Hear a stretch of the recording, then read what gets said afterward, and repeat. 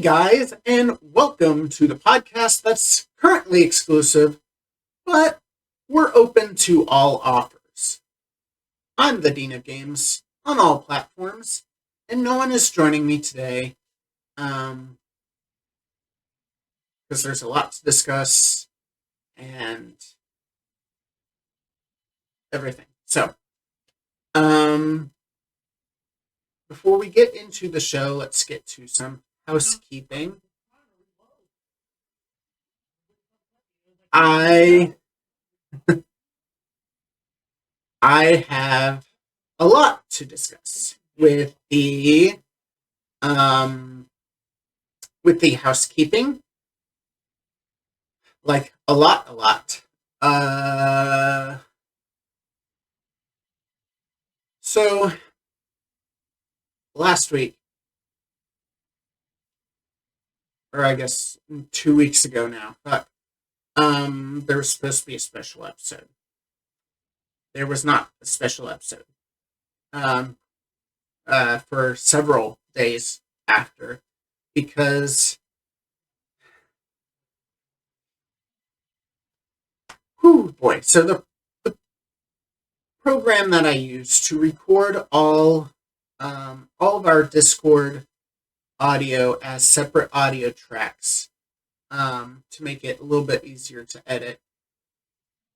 Typically, that program also does a little bit of audio adjusting um, and cleanup on its end, so there's not as much that I have to do editing wise on my end. But for whatever reason, that program did not do that. Uh, and so instead of just making small tweaks here and there, like I typically do in the podcast, as far as audio, when one of us says something really quietly, the rest of the audio is good as far as our normal voices, but like every now and then we'll say something really quiet. I'll up the audio there, and then, down the audio when we're being really loud. But outside of that, outside of those minor tweaks, I don't really do too much of the audio uh, adjusting because the program does it for me. It did not do that. And of course, it did not do that on the one where we have 4 audio tracks. So I had to go through and adjust each audio track at the base level, because Gavin's, for whatever reason, was like way up here, and then Ham's was way down here. And so I had to go through and I had to adjust the baseline for all of them, in addition to then going through and adjusting when we're being extra loud or extra quiet. So I was taking it slow with that because that was just a whole extra mess that I didn't want to get into. And on top of that, we recorded that podcast the day it was supposed to come out. So I ended up having to record another podcast episode similar to this, where it's just me, just so it gave me an extra week to work on it, which ended up being good things. Boy, I needed it.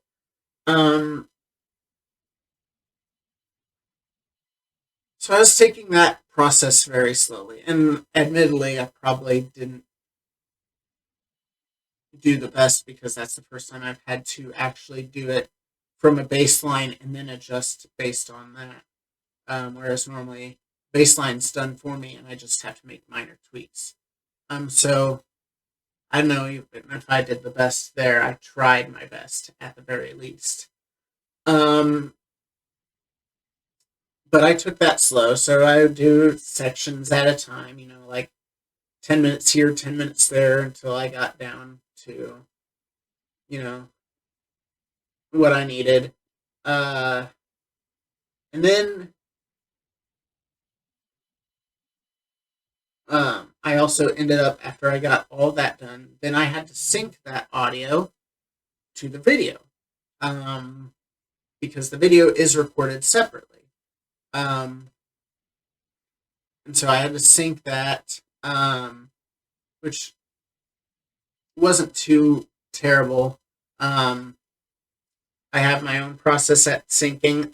If you've ever seen, actually, if you've ever seen like in like when they're pretending like a show or a movie's pretending like they're in a show or a movie, and they're like they've got that little like chalkboard with the little arm, and they're like take four, and then they clap it down. That's what that's for.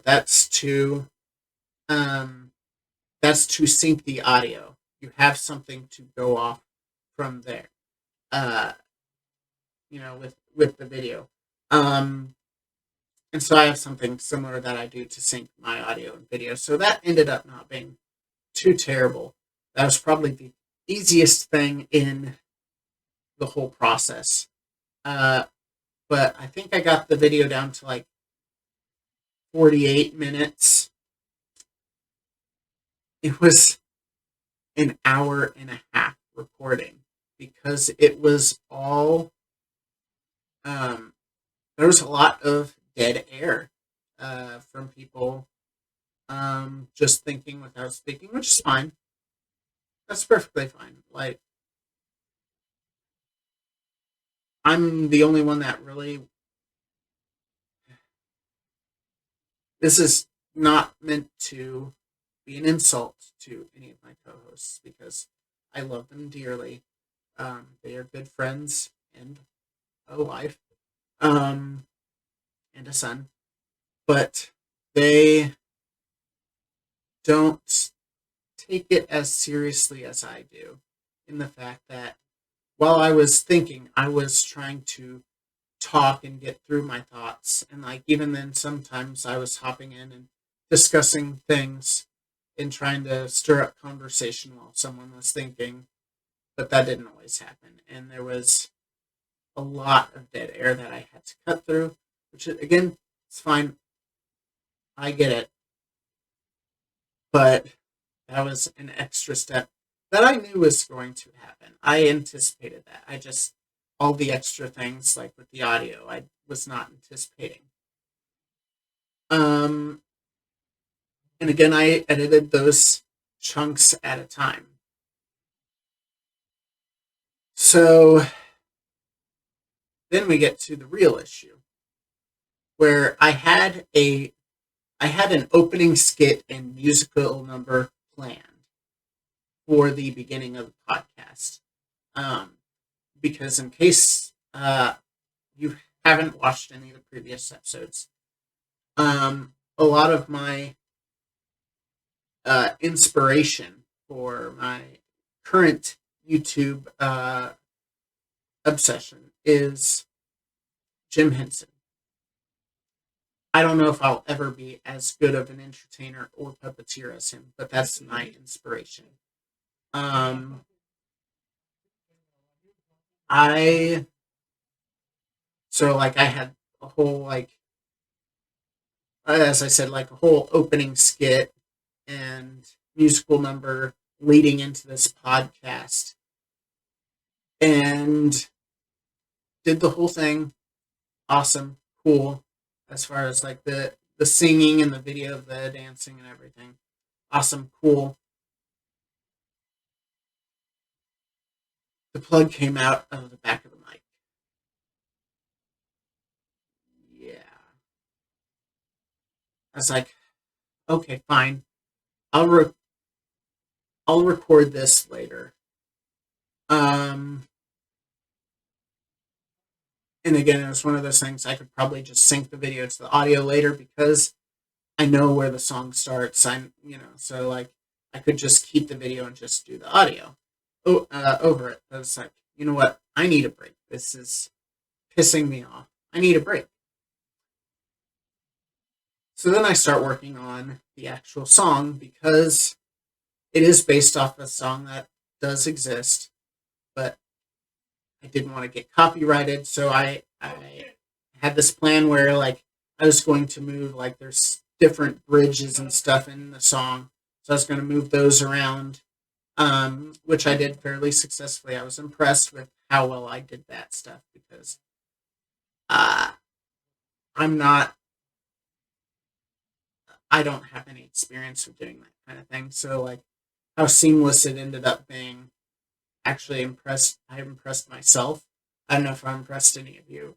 You guys can decide if I ever put that out.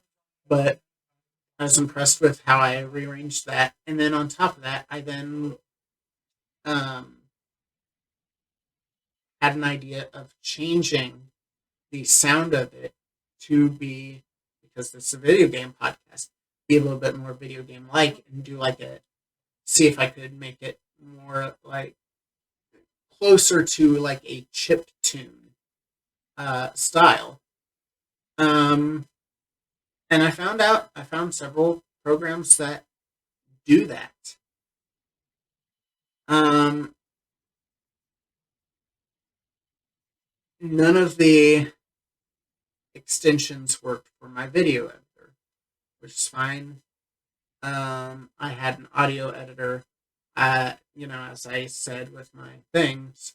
Um, but I, as I mentioned, I use it to make minor adjustments. I've never really used it to do full, like, uh, full projects, essentially. So, put the song in there, to start tweaking with the stuff. Some of it, uh, I ended up having to go through several extensions because some of them just did not work right. Um, so I spent probably a full day on just doing that, finding a thing just to make this sound chiptune.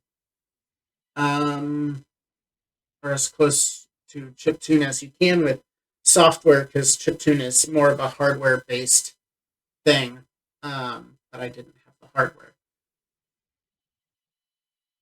So I did finally got that done. That, like I said, that probably took me a day. And then I still was too pissed off to go back and record the audio or audio video of the singing and dancing. So I was like, I still I still have to record the video of Matthew talking, because I just had audio of him talking. So I have to record video of him talking, right? So I have him do the recording of him talking or whatever. And I guess while I was using the webcam's drivers had updated or something. I'm not sure exactly what happened. But the drivers corrupted while I was recording these video parts. And so the video froze part of the way through. And so at this point, it's Wednesday-ish, and it was supposed to come out Sunday, and I had given myself a full week on top of that to edit. And so I was like, I just got to put this podcast out, which is why it had that weird intro. Um, but I got my webcam working again, as you can see. I got the. I've not gone back to record the singing because it's still kind of pissing me off with everything else that happened. And then I go to record the next episode. And somehow the settings on OBS for my noise suppression gate changed. And the noise suppression gate was way too high. So you heard, you only heard every other. I was going to do a bit where I was like, you only heard every other word, but I was only going to say every other word, but I already fucked that up. So don't worry about it. Ignore that. Ignore it.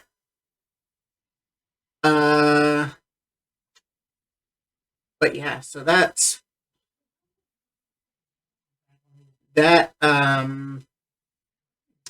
That's why there was no podcast last week, because that was on top of what I had already done the previous week, and I was just like, I need a fucking break. And Gavin was on vacation too, so um, God, it sucked. It sucked so bad. It was awful. Um, anyway, that's enough of that. Let's get to the show. We've got quite a bit to talk about as well. This is Extra, your weekly gaming news podcast covering the news leading up to Sunday, February 25th, 2024. And if you like us, you can go to patreon.com/the briefing room. Let's get to some news. And oh boy, did we have some news. So let me go ahead and pull up. Some of this news is older just because I had the documentation already made for last week. Some of it's a little bit newer because other stuff happened between then and now. So one thing I wanted to discuss, regardless of it being old news by this point, because I was so upset with the Game Awards, and because I had always said Dice Awards are better anyway. I wanted to put my money where my mouth is. Having watched Dice forever, I never thought to actually name the awards like with the Game Awards because the Game Awards has more prestige to it, right? It's more clicks. But I wanted to put my money where my mouth is, and I wanted to go through the award winners for Dice. And so let's get through the award winners. Outstanding Achievement in Animation, Marvel's Spider-Man 2. Glad Insomniac finally won something. I know they've won stuff at DICE before, but it's funny because they like never win anything at the Game Awards. Outstanding Achievement in Direction went to Alan Wake 2. Outstanding Achievement in Character, Miles Morales from Spider-Man 2. Outstanding Achievement in Original Music Composition, Spider-Man 2. Outstanding Achievement in Audio Design, Spider-Man 2. Outstanding Achievement in Story, Baldur's Gate 3. Outstanding Technical Achievement, Spider-Man 2. Outstanding Action Game of the Year, Marvel Spider-Man 2. Adventure Game of the Year, Tears of the Kingdom. Very nice. Family Game of the Year, Super Mario Brothers Wonder. Fighting Game of the Year, Street Fighter 6. Racing Game of the Year, Forza Motorsport. Yeah. I thought there was a number with it, but I guess there's not. I think it's the 8th one. Role-playing Game of the Year, Baldur's Gate 3. No surprise there. Sports Game of the Year, MLB The Show. Strategy/simulation Game of the Year, Dune Spice Wars.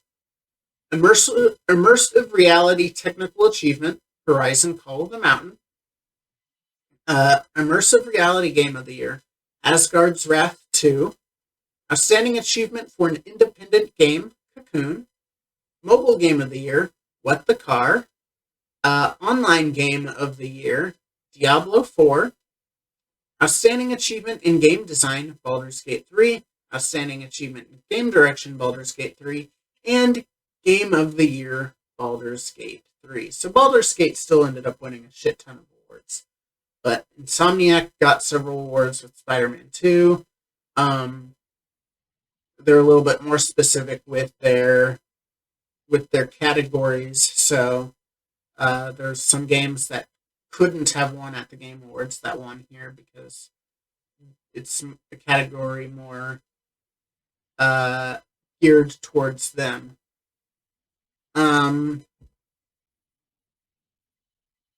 So there's that. Again, check out DICE. It is it does not have the prestige that the Game Awards do, but it's a better awards show. And Greg Miller and Stella Chung have done the have hosted the show for the last 2 years, and they're phenomenal. They're great. I love them. All right, so there was a Nintendo Direct partner showcase. I say partner showcase because the amount of people I saw online after they announced that this was going to be happening, going, oh, we're going to see the next Switch. We're going to see Metroid. We're going to see a new Pikmin, even though they just released a Pikmin. We're going to see Zelda. It's said partner direct. If it won't be a first-party title if it's a partner direct. Unless, say, it's something like Mario plus Rabbids, or there was that space game with the Star Fox crossover, the Toy to Life one. That you could say is a partner because Nintendo's not making the game. Someone else is making the game using their IP. But outside of that, you're not getting anything like that in a partner showcase. So a lot of people were let down because for some reason they didn't realize what the word partner fucking meant. That's going to be the theme of this podcast, is me going off on people that just don't have any critical thinking skills, like, at all. But anyway, let's ignore that and get into the Direct. The first thing is showed in the Direct, Grounded. This is an Xbox title. We'll get into that. Because that also happened during the space between. So we have Grounded. Then Ender Magnolia Bloom in the Mist, which actually looks pretty neat. I'm intrigued by that. Arranger, which is a game where you're traveling through the world and defeating enemies and solving puzzles on a world that's designed like those slide puzzles. You know what I'm talking about? Where you have to slide things around in order to form the picture or whatever. It's kind of designed like that, which is interesting, to say the least. I'm not very good at those puzzles, so as intrigued as I am about the game, I don't know that I'm picking that game up, but we'll see.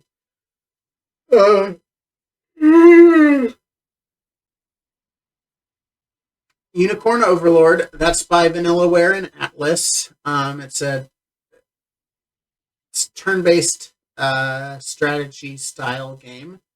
Monster Hunter Stories, that was on the 3DS, being ported to the Switch, which is interesting because I wonder if that's an indication of things to come, because right now there's a lot of games that are on the DS and 3DS that are going to be staying there because the way the DS line was designed. So if they can start finding ways to port things, that's going to be very interesting. Disney's Epic Mickey rebrushed. This is the first Epic Mickey game redone. It looks interesting. I never played the first Epic Mickey. I thought about picking it up for our Fantasy Critic, and then I was looking up the original Wii reviews for Epic Mickey, and it kind of, at least critically, I know, not critically, people love the game, at least now they do, but critically, it was not well received, and I was like, I dodged a bullet there. But but that was announced. A lot of people popped off for that. Shin Megami Tensei 5 Vengeance. This is like, this is also Atlas. In case you don't know, Persona is a spin-off of Shin Megami Tensei, or started off as a spin-off, and now is its own thing. So similarly to, say, Persona 5 Royal, this is basically the definitive version. It has extra content and all of that. Star Wars Battlefront Classic Edition. People popped off for that. They love them. They're classic Battlefront games.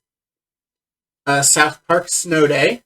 That was in the direct. Sword Art Online Fractured Daydream. I'll admit, don't know anything about SAO, but I'm sure a lot of people are excited about that. Gundam Breaker 4. Gundam games are cool. Super Monkey Ball Bananarama. Let me tell you, my childhood was defined by Super Monkey Ball, so that was one game that I popped off for. Game that is on my Fantasy Critic team, World of Goo 2. Like 15 years after the initial World of Goo came out. It looks fun. I'm intrigued. Oh god. Fantasy Life I, The Girl Who Steals Time. Now, this is a sequel, I want to say, to... There was another Fantasy Life that was on the DS, or 3DS. And it's basically... This looks to be basically a Animal Crossing game with some extra stuff to it. Because there does appear to be, like, actual mining and stuff in it too, so who knows. But just picture Animal Crossing, and it's very similar to that. Another Crab's Treasure, which is a Souls-like where you play as a crab trying to get his shell back. Penny's Big Breakaway, which is on Matthew's team, which this game was a shadow drop from this direct. They were like, hey, you can play this game now. So Matthew's kind of in a bad spot right now because it was dropped so suddenly. There hasn't been very many reviews made for it because no one anticipated it coming out, so no one planned around it. So all these outlets are now trying to rush to figure out how to review it or whether they're going to review it at all. Some of them might not review it because it was a shadow drop. So right now, it's locked in because it came out, and it has no reviews. So he's got a big fat 0 on it. Solka game. Not Solka. Suika game. I didn't see the space for the I. Suika game, multiplayer mode expansion pack. So basically, this is a game you drop fruit. If you played, which this is a very niche game, so I don't know how many of you would have played it. What comes to mind for me with this game is it's similar to Dr. Robotnik's Mean Bean Machine. But it involves fruits. So you're dropping fruits into like this Tetris-style box, and if you drop the fruit on top of another fruit of the same kind, they combine and form a different fruit. So you've gotta get a high score before your opponent. Yeah. Anyway, Pepper Grinder. This is a indie game where the demo dropped with the direct. I plan on playing the demo. I have not played it.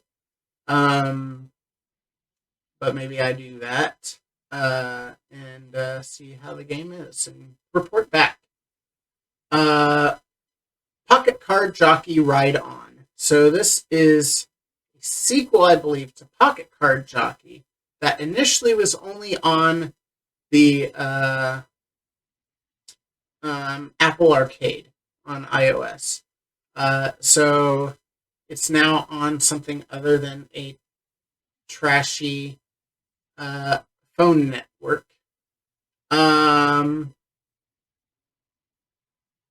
And it's nothing against mobile game users, it's a thing against Apple. Snufkin,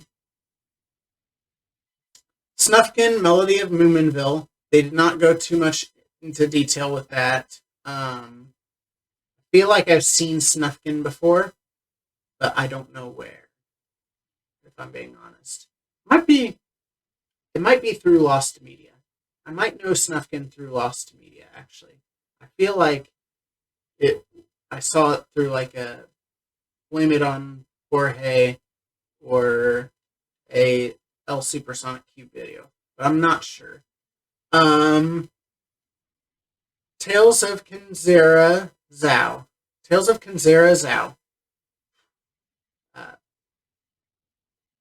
That is a game that was shown off at the Game Awards. Looks really, really cool. I want to play it.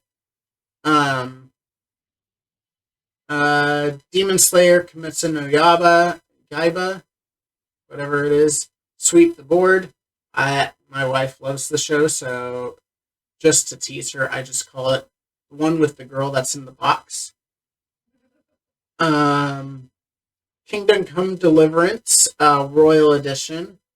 I actually don't remember that one. Let's see. Hold on, let me see it.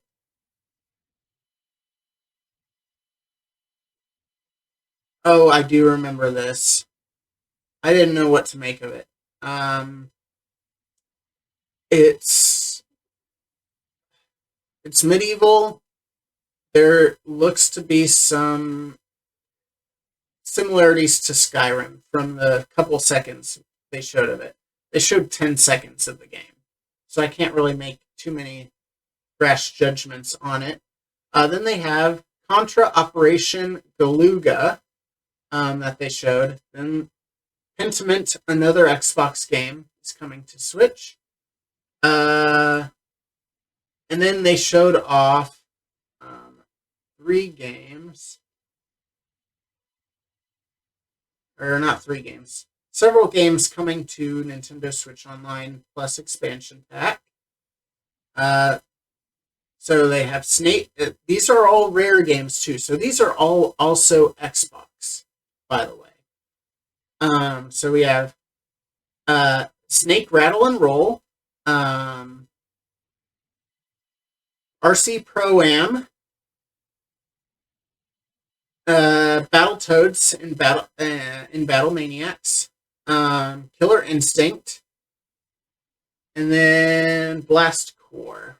And I believe that's everything. Yeah, that's everything. So that upset a lot of people, which we will get to, because those are Xbox games that equal more than 4. And people were upset about that. And then they finished the show in an odd way with Endless Ocean Luminous, which is a sequel to Endless Ocean.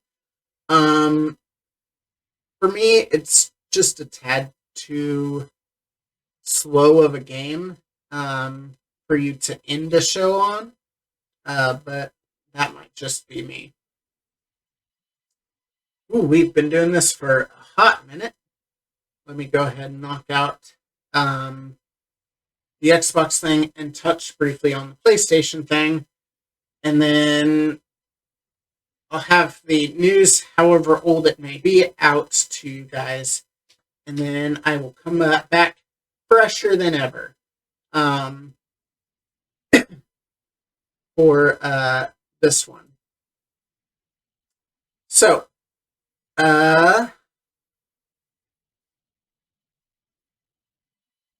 there was all those rumors about Xbox games. Well, Xbox released an official Xbox podcast episode with Phil Spencer, Sarah Bond, and drawing a blank on his name. Why the fuck am I drawing a blank on his name? He is massive in the. He's massive in the company. I don't. Oh my god. I think all these fans are causing me to lose my brain cells. If I remember his name, I'll throw his name out. But this comes from the official Xbox podcast, where they confirmed 4 unnamed games, which, as I mentioned now, those were at the time. We now know all 4 of those games will come to competing platforms. The games were rumored to be Pentiment, Hi-Fi Rush, Sea of Thieves, and Grounded. That is all true, and that list came from Tom Warren's sources. But now we know all of that's true. Phil Spencer stated that this is not a change to our fundamental exclusive strategy, and it was to ensure the long-term health of Xbox, and there was no promise beyond those games going multi-platform. He did also say in the podcast, it should be noted, though, I don't think we as an industry should rule out a game going to any other platform. So there's that. If you want to hold on to even the tiniest hope that they will release to the platform you're on, you can do that. But he said, don't expect it. There's no promise beyond that.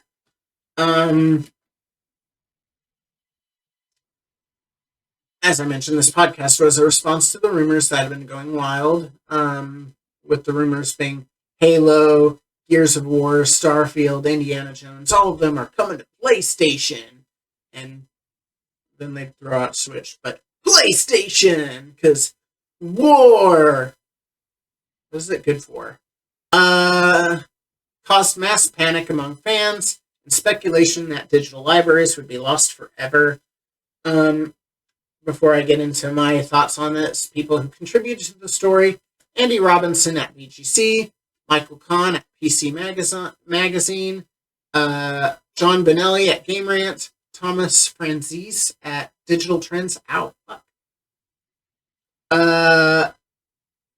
Catherine Lewis at Tech Radar, Austin Woods at Games Radar, Kyle Hilliard at Game Informer, Sal Romano at Gamatsu, Matt Wales at Eurogamer, Rachel Kaiser at VentureBeat, Jess Cogswell at GameSpot, and then obviously I mentioned earlier Tom Warren at The Verge, and then Paul Tassi at Forbes. Woo! So, my thing on all that, is this any surprise? Fucking said this a couple months ago on the podcast when it was rumored that it was just Sea of Thieves and Hi-Fi Rush. I was like, yeah, it makes sense. Hi-Fi Rush is a smaller game that's been out for a while, and Sea of Thieves is, for all intents and purposes, a live service game that needs players to keep going. You've gotten all the players you can get from exclusively from Xbox and PC at this point with Hi-Fi Rush and Sea of Thieves. But with Sea of Thieves specifically, you need players. So since you've already reached what you're going to reach at this point on those platforms with that game, why not release it to more platforms so that way you can reach more players? Anyway, I already said. So if any of you watch this podcast, you know, I fucking called it. I even said, I believe I even mentioned there's going to be other smaller games. I may have even said Pentiment. I know I did not mention Grounded. But I think I may have even said Pentiment when we were discussing it initially. I was like, Pentiment would make sense too. I fucking called it. I said live service and smaller games. Guess what? It was live service, smaller games. As far as the digital library concerns, I am an advocate for lost media. archiving lost media, or media, so that it's not becoming lost. If that makes any sense. I follow a lot of lost media people. Okay, that's what I'm saying. I want media to exist forever, as a history. So I understand the concerns with digital media.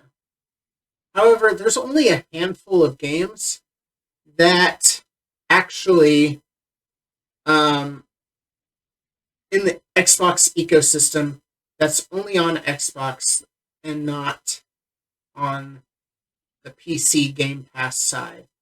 Um, and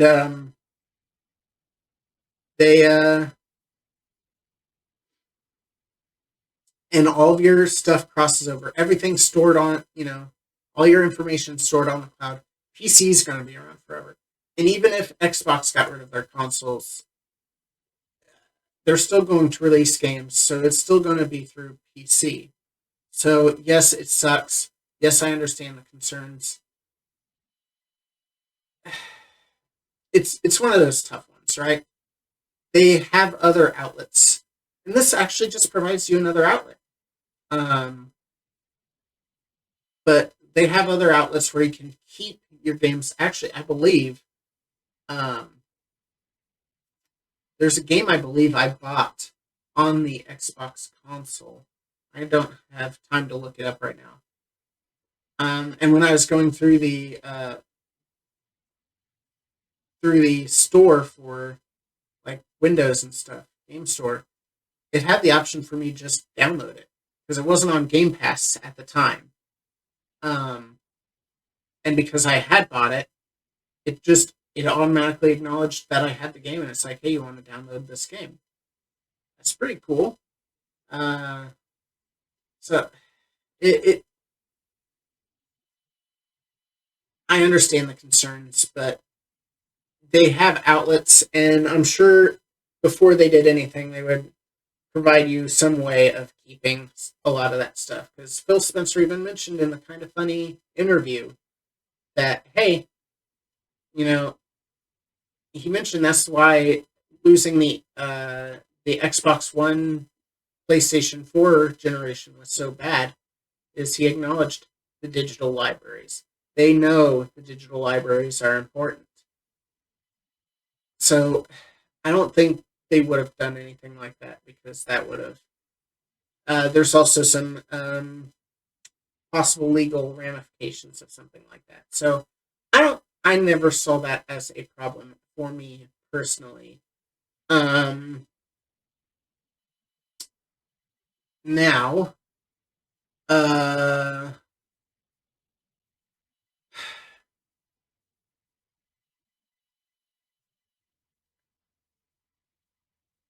Xbox fans, I implore you, as someone who's been in the community too, who also had an Xbox One during that generation, please, please, please stop making yourselves look so fucking stupid. I mean, people were selling their Xbox equipment and games like for $300 of credit at GameStop, and now it turns out it's not that big of a deal. Now they have to buy all that shit back, and they're not going to buy it back at the with the $300 credits that they got. That might not even go towards buying a used console. I just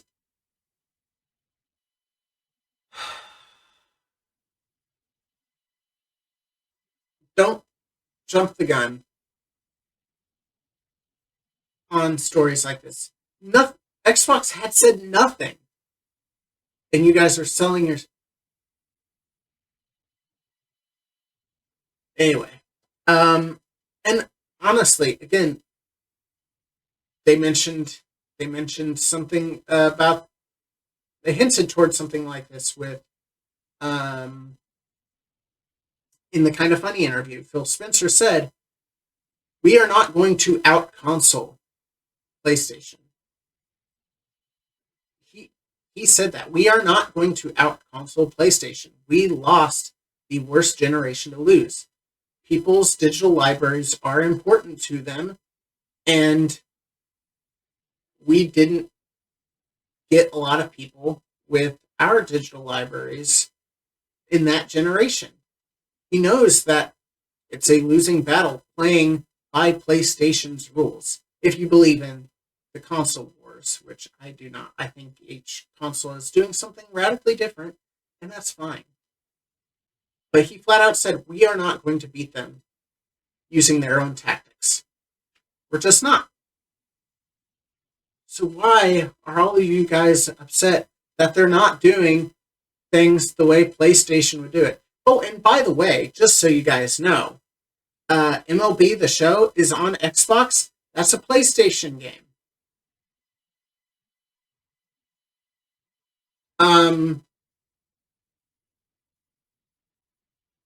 And like I said, these are smaller games.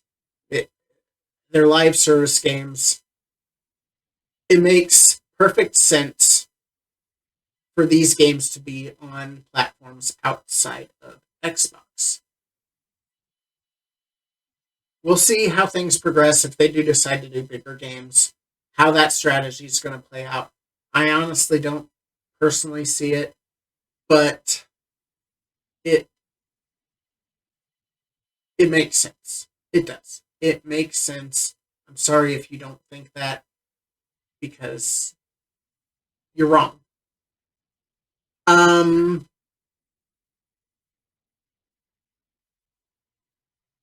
So there was all of that.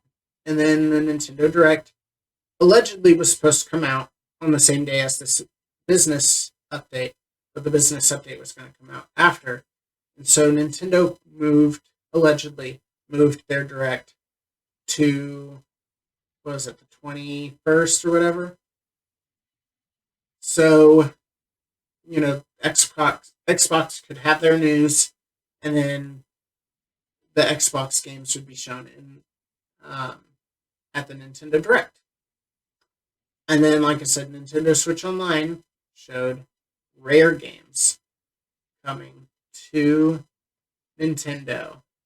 And this was also after news that broke that Hi-Fi Rush and Sea of Thieves are not coming to Switch, but they are coming to PlayStation. So we already knew what the 4 games were, and there were more than 4 games with this thing. But people lost their shit. They're like, oh, 4 games, huh? Only 4 games, you said. He never said only 4 games. He said those are the only games that, for now, and honestly, I still kind of think he wasn't lying about that. And you know how anti-capitalist I've been on this podcast. I still don't think he was lying about that. Yes, Rare is owned by Microsoft now. Yes, these Rare games technically would be Xbox games now, and they're coming to Switch, and that's more than the 4 than they said. These games also were from like the Super Nintendo era and the N64 era. No one's coming to Xbox for these games. If you think these games are selling people on an Xbox, you have much deeper, deeply seated issues that you need to work out before you should be focusing on, your gaming platform of choice. But yeah, that was an extra controversy that came. And then in other news, another dud news before I end. PlayStation did their financials, and they said that PlayStation 5's at the end of its life, or at the back half of its life, and it's like, well, I guess technically, yeah. I personally thought this console generation would be a little bit longer because of the chip shortages that caused consoles to not move as quickly at the beginning. But it's going to be looks like it's going to be a standard console life cycle. And then they said, oh, we don't have any big IP or big games a la God of War, Spider-Man coming out this year, and it's like, again, duh. Did anyone, based on how you've been pushing your live service push and everything, did anyone really expect you to have a big single player experience this year? I didn't think that. The only thing I could think of that could possibly come out this year would have been Wolverine. But clearly, it's not. So that didn't really surprise me, but apparently it surprised a lot of people because Sony's stock prices dropped like a brick when they said that. It is what it is, They had so many good games for such a long period of time. I'm, as someone that had not been in the modern PlayStation ecosystem, I'll say I'm glad, because now I do have a PlayStation 5, and allows me to catch up. So sucks to be you guys for following along instead of waiting and bulking up one big, just, of course I joke. But yeah, I'm fine with it because I am behind. And so that allows me to catch up with the back catalog without worrying, okay, should I buy this older game that I, want to play on PlayStation? Should I buy this game? But yeah, so that's exciting. And you can find out what I've been playing and if I've been playing any PlayStation games on the post show, because we are going to go ahead and end it. And I have not done this in a minute, so please excuse me. I actually have to read the outro. If you liked, or even if you didn't like this podcast, make sure to do all of the things like hitting the like button and hitting the subscribe button and ring a ding ding that bell at the XofPlays on YouTube, or giving it a high rating on whatever podcast service you use so you can find like-minded people. Be sure to tell people about the show. Word of mouth is the best way to help us grow. And I brought it up before, but on patreon.com/thebriefingroom, you can financially support the show, find out what we've been playing, and get cool rewards as well, like I just did, and editorials, which we do every other week for the as an extra Patreon content for the show. And in this, I talk about a recent game I've been playing and my thoughts on it. I go into a deep dive, so if you want to check that out, you can. And that's all from us. Take care.